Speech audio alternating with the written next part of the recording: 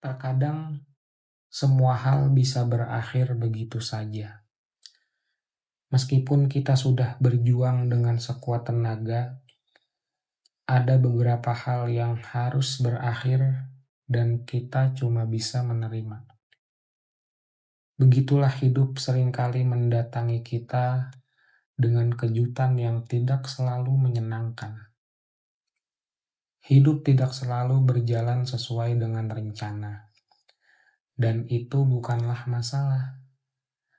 Kesedihan yang kita rasa, seperti yang dikatakan seorang psikiater, hanyalah bara api kecil yang menyala dengan warna yang pudar, nyaris tak terlihat.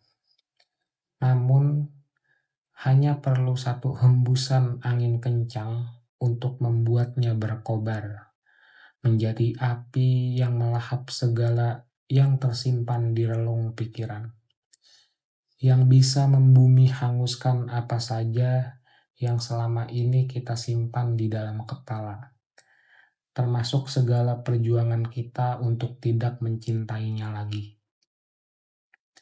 Kita sering terjebak dalam perasaan bahwa kita bukan siapa-siapa, bahwa kita tidak pernah menjadi seseorang yang istimewa di hidup orang lain. Kita hanya seonggok manusia yang hidup di suatu tempat dan berusaha menjauh dari orang-orang sebelum mereka menjauhi kita lebih dulu, dan berakhir sendirian tiap malam. Pernahkah kita berhenti sejenak untuk benar-benar melihat hal-hal kecil di sekitar? Tindakan sederhana yang sering terlewat begitu saja, seperti memberi tip lebih untuk driver ojek yang setia mengantar, menyapa hangat penjaga warung sambil tanya kabar, atau sekedar melempar senyum tulus ke orang yang berpapasan di jalan. Tak kusangka sesuatu yang begitu sederhana bisa begitu berarti di mata orang lain. Ternyata ada yang diam-diam menghargai perhatianku. Tiap butir perhatian yang kita taburkan dengan ringan tangan sebenarnya sedang menyuburkan ladang kasih yang akan dipanen entah oleh siapa, entah kapan. Sekecil apapun tindakan kita, ia mampu kok mengguncang hati orang lain.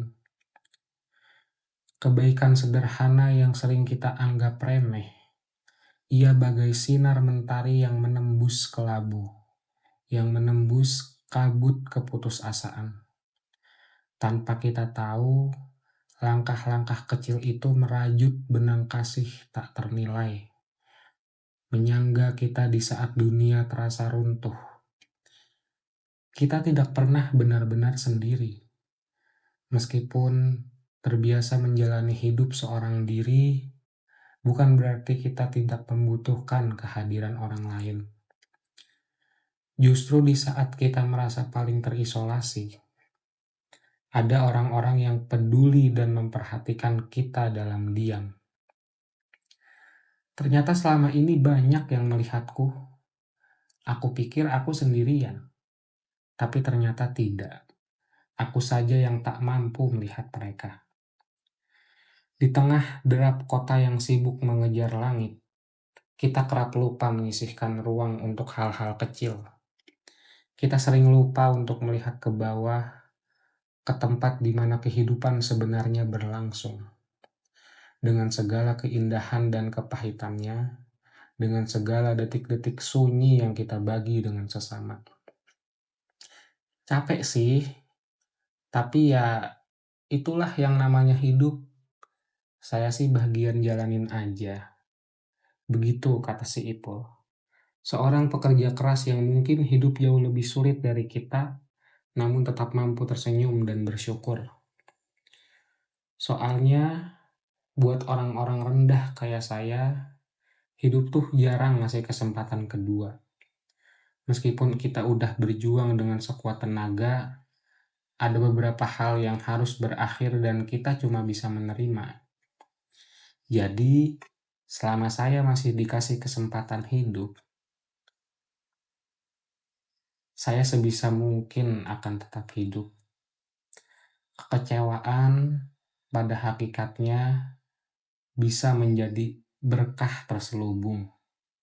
Setiap pintu yang tertutup mungkin adalah jalan menuju pintu lain yang lebih baik. Hidup bakal jadi lebih gampang kalau kita sudah bisa belajar untuk menerima kekecewaan dan melihatnya sebagai sebuah berkah yang asing.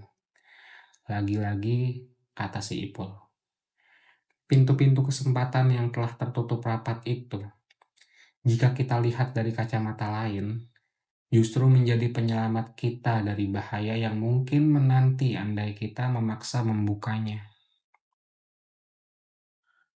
Bukankah menarik ketika bertahun kemudian kita menoleh ke belakang dan bersyukur bahwa ternyata harapan yang dulu tak terwujud.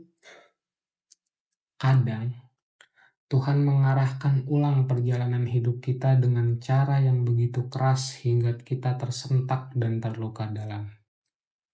Namun, sesungguhnya itu mungkin adalah caranya untuk menyelamatkan kita dari arah yang keliru. Ada pemahaman bahwa di balik kesulitan dan rasa sakit terdapat maksud yang lebih besar. Saat kita merasa hancur berkeping-keping, mungkin itulah saat kita sedang dituntun kembali ke jalan yang benar. Demi menyelamatkan kita dari jalan yang salah, terkadang Tuhan akan mematahkan kita sepatah-patahnya.